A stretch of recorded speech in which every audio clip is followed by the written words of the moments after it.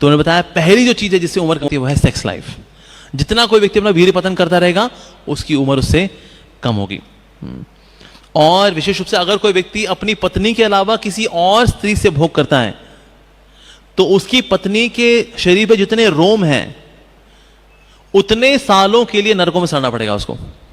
यानी कि अगर किसी की अगर वाइफ बहुत बालों वाली है, अगर मान लो वो वैक्सीन करा लेती है हालांकि, लेकिन पोर जितने बॉडी पोर हैं उसके उतने साल उसको नर्क में सड़ना पड़ेगा क्योंकि उसने वाइफ को धोखा दिया और किसी और के साथ फिजिकल रिलेशनशिप किए। ओके, अच्छा दूसरा क्या है कि अगर कोई व्यक्ति सोता है उत्तर दिशा में या फिर पश्चिम दिशा में सर करके, उससे भी उम्र कम होती है। इसमें आपको मैग्नेटिक फील्ड का लॉजिक आ सकता है, पर ऐसा होता है। जैसे कि हमारे मंदिर में, हमारा मंदिर जो है वेस्ट फेसिंग है एक्चुअली, ये ईस्ट है, दिस इज नॉर्थ और ये है साउथ। तो अब इसलिए फिर हमें अकॉर्डिंगली सोना चाहिए। किस तरफ सर नहीं करना? नॉर्थ और वेस्ट की तरफ सर नहीं करना। ठीक है जी। साथ ही नास्तिक से अगर आर्गुमेंट अगर आप करते हैं तो उससे भी उम्र कम होती है। अब ये चीज भक्ति में लागू नहीं होती। भक्ति में जब हम बता रहे हैं नास्तिक लोग मिलते हैं हमें, ठीक है जी, तो उससे उम्र कम नहीं होती। But yes, one should not argue with an atheist. नास्तिक से अगर आप बातचीत करोगे तो उम्र कम होती है। हमें नंगे नहीं सोना चाहिए, बिना कपड़े पहने हुए नहीं सोना चाहिए, हमें कपड़े पहन के सोना चाहिए। कई लोग नंगे सोते हैं, सिर्फ ऊपर चदर ले लेते हैं और वैसे सो जाते हैं, विच इज रियली वाहियात। तो ये एक तरह के एटिकेट्स हैं जो कि सीखने चाहिए। कुछ लोग सुनने में बड़ा अजीब लगता है, कहते हैं यार ये मतलब भीष्म पितामह इस तरह की कैसी शिक्षाएं दे रहे हैं। ये शिक्षा बहुत प्रैक्टिकल शिक्षाएं हैं एक्चुअली। होता है कुछ लोग ना इसको फिर सेक्सुअलिटी से कनेक्ट कर लेते हैं, यार ये तो सेक्सुअलिटी से कनेक्ट नहीं सर, ये sexuality not in the sense be erotic, ऐसी को बात कर रही है। इसलिए जीवन जीने का तरीका बताया जाए, इसमें एक फंक्शन है सेक्स लाइफ एज वेल, ऐसा। तो दैट मीन्स कि उसको फिर उस नजरिए से सुनना चाहिए इन चीजों को। So one should not sleep naked, कपड़े पहन के सोना चाहिए।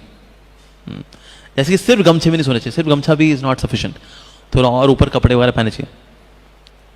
That's important. और वैसे भावना जो अगर हम चाहते हैं ना हमारी भावनाएं जो हैं अच्छी रहें, मतलब ठीक ठाक रहें मरते वक्त, सॉरी सोते वक्त वैसे सोना जो है हालांकि मृत्यु के समान माना गया है, बट यस अगर ये टेम्परेरी मृत्यु होती है हालांकि, बट यस सो ऐसे में व्यक्ति को अपने आप को ढक के सोना चाहिए। जितना ढके सोएंगे दैट इज सात्विक way of sleeping, like that. खड़े होके मूत्र विसर्जन नहीं करना चाहिए। अब जितने वेस्टर्न टॉयलेट जब बन गए हैं इसकी वजह से अभी ये गलत काम हो जाते हैं कि खड़े होकर के मूत्र विसर्जन करना पड़ता है, बट आइडियली बैठ करके ही मूत्र विसर्जन करना चाहिए। आयु कम होती है इससे। अच्छा, आयु बढ़ा ऐसे कम क्यों होती है? इसके दो कारण है। एक तो कारण ये है कि ना जब खड़े होकर कोई व्यक्ति मूत्र विसर्जन करता है तो पूरा मूत्र निकल नहीं पाता, उसमें अंदर 5-10% रह जाता है। इससे बॉडी अशुद्ध होती है, और क्योंकि इससे बॉडी अशुद्ध होती है, अशुद्ध शरीर जो है वो जल्दी घर्षित होता है। सेकंड कारण है जब हम खड़े होकर करते हैं तो उसमें वीर्य भी निकलने के चांस रहता है, स्पेशली जिनका वीर्य पतला है ना, जिनका वीर्य पतला होता है वो निकल जाता है उनका वीर्य। इसलिए मतलब होगा 15 दिन में ऐसे लोगों को स्वप्न दोष वगैरह आसानी से हो जाता है। जिनका वीर्य बहुत घना होता है दे टेक 1 month और 2 months जाके कहीं उनका, और वीर्य का सिर्फ पानी निकलता है, वीर्य अंदर ही रहता है। तो वीर्य जिनका बहुत घना होता है, इनका वीर्य बहुत पतला है, इट इजीली कम्स आउट। तो इससे धातु जो है शरीर में रखनी बहुत जरूरी है, लेकिन उसके लिए क्या करना चाहिए? खड़े होकर मूत्र विसर्जन नहीं करना चाहिए ऐसा।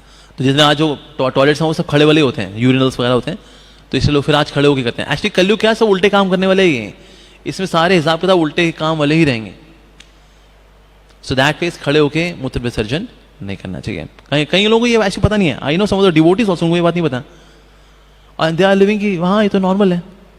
बैठ ही करना चाहिए एक्चुअली, बैठ ही करना चाहिए। अगर किसी का जनेऊ है तो जनेऊ लपेट करके फिर करना चाहिए। उसके बाद फिर पाँव भी धोने चाहिए, जो प्राइवेट पार्ट है जहाँ जो मूत्र विसर्जन का जो अंग है उसको भी धोना चाहिए।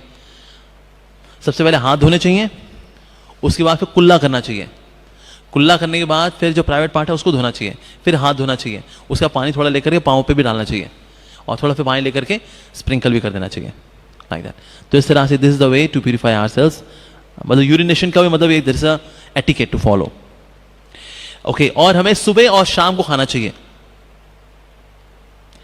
ओके, और अगर किसी पत्नी का मंथली पीरियड चल रहा हो तो उस वक्त उसको फिर फिजिकल सहवास उसको नहीं करना चाहिए पत्नी के साथ, उससे उम्र कम होती है। इनफैक्ट अगर स्त्री का मंथली पीरियड चल रहा हो तो उस वक्त उससे बातचीत भी नहीं करनी चाहिए। She should also avoid talking to anyone. पहले ऐसे हुआ करते थे, कमरे जहाँ पर कि during periodic contamination they stay aloof from, कोई सोशल गैदरिंग में नहीं इन्वॉल्व हुआ करती थी उस वक्त लेडीज़.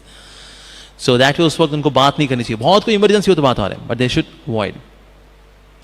और किसी की बहुत एक्सेसिव हॉस्पिटैलिटी नहीं कर देनी चाहिए. मतलब कोई आए तो इतना उसको, मतलब कोई कहे नहीं जी बस और नहीं खाएंगे, नहीं नहीं और खाना पड़ेगा, और खाना पड़ेगा, और नहीं जी देखिए नहीं नहीं प्लीज़ देखिए नहीं, और पूड़ी है और ये सब्जी, अरे देखिए और अरे प्यार है हमारा. ऐसा करने से भी उम्र कम होती है. जो कर रहा है ऐसा, जो कर रहा है ऐसा, जो एक्सेसिव हॉस्पिटैलिटी कर रहा है उसकी उम्र कम होती है. जो हॉस्पिटैलिटी वो तो मना कर रहा है भाई नहीं नहीं नहीं नहीं, पर अगर कोई बोले नहीं जी बस अब और नहीं, कहते नहीं ये तो आपको लेना पड़ेगा, तो डॉजिंग करते हैं, कबड्डी कबड्डी कबड्डी कबड्डी. हम देखा कुछ लोग तो ऐसा करते हैं वाकई में.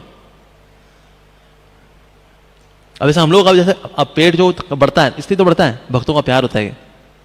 जिनके यहाँ जाते हैं देखिए ये मेरे हाथों से बनाया है मैंने, अच्छा ठीक है आ लाइए आपके हाथों का, उसका उनके हाथों का, सबके हाथों का. अब घर में 20 मेंबर रहते हैं, सबके हाथ का पा लिया जी, बस हमने अपने फिंगरप्रिंट्स दिए. अच्छा ठीक है फिर आप एक्सरसाइज कर लीजिए. एक्सरसाइज करने का भक्ति जीवन में टाइम नहीं होता.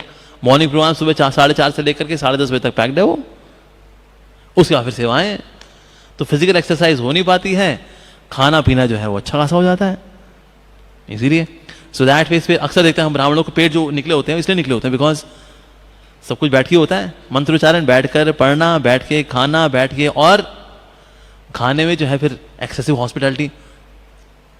So that is excessive hospitality नहीं करनी चाहिए. आप दीजिए और लेंगे और ले लीजिए, एक और ले लीजिए, नहीं बस ठीक है ऑल राइट